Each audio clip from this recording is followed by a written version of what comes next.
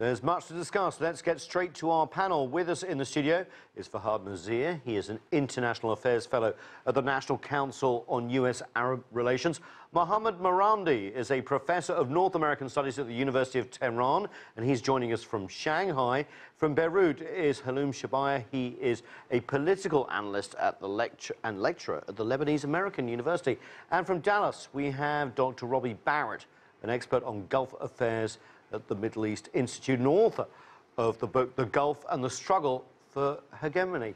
Thanks so much for joining us, everyone. Let's start in Beirut. Halim, what is going on with now former Prime Minister Hariri? He went to Saudi Arabia, has resigned, hasn't returned home. What is the feeling inside Beirut and Lebanon, and what do you think is going on?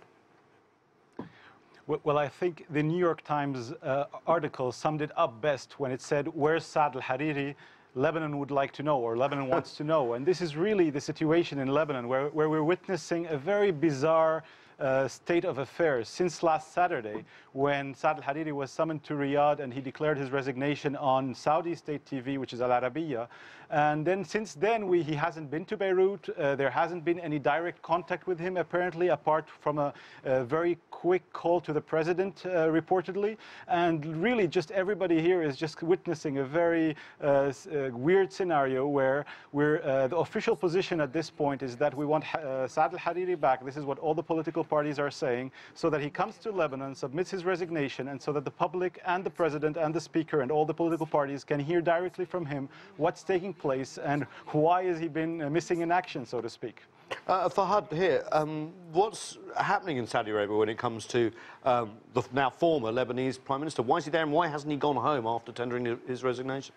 Right. Well, at the outset, I'd like to just stress that I do not speak on behalf of the Saudi government or the Saudi embassy in any way. These are my own personal views.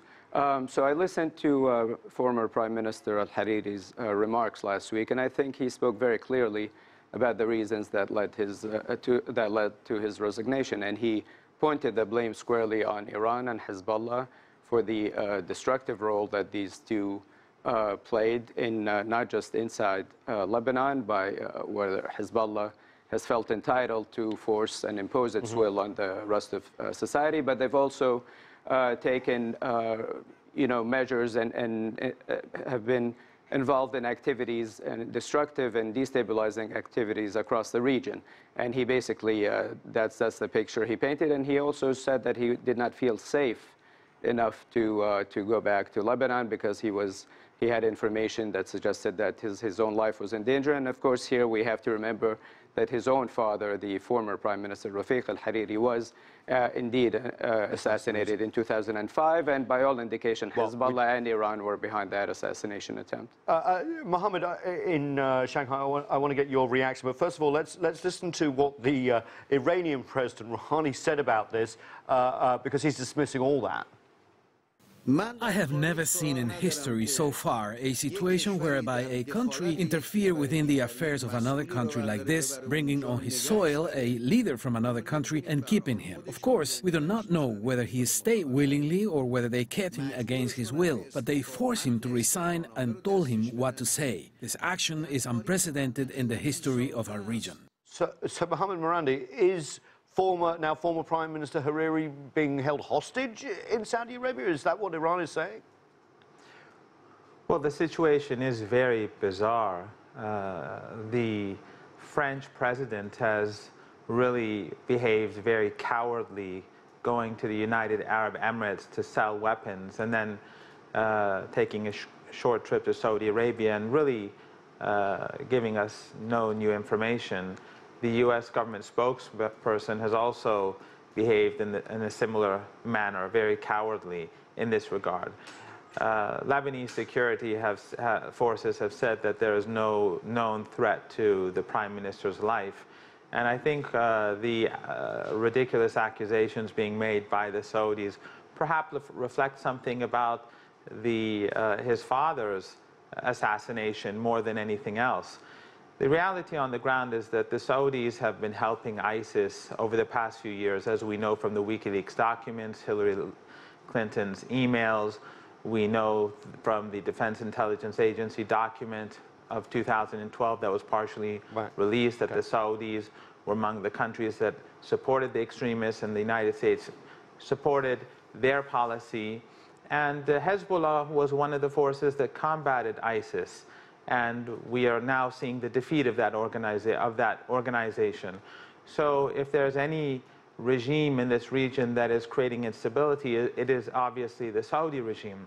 But what is being done to the Lebanese prime minister is unprecedented, that he is outside the country, he suddenly resigns, no one knew of anything beforehand, and ever since then, he is not talking to anyone. This is absolutely outrageous. Dr. Marandi, whatever anyone thinks, this obviously is a bizarre situation. I want to widen it out to Dr. Roby Barrett here. You've written a book on the struggle in the Middle East. Is this the struggle in the Middle East, Dr. Barrett, for, in microcosm, what's been going on with Prime Minister Hariri this week? And let's widen it out a little bit. Well, the Hariri incident is really just a footnote to a larger struggle that's happening and been going on for roughly 2 centuries. I mean, Persia, Iran collapsed in the 18th century, and basically its preeminent position was replaced by the Arabs and the British. Since that time, it's been trying to recover it. Since 2003, when the U.S. basically destroyed Saddam Hussein, Iranian fortunes have been looking up, and so you see them being more aggressive across the region. It's not about the Iranians being evil or there being a problem. It's just about Iranian interests and the way Iran sees itself in the region as they see its proper place. It's almost like listening to Cyrus the Great or one of the Persian empires. It is the Persian empires.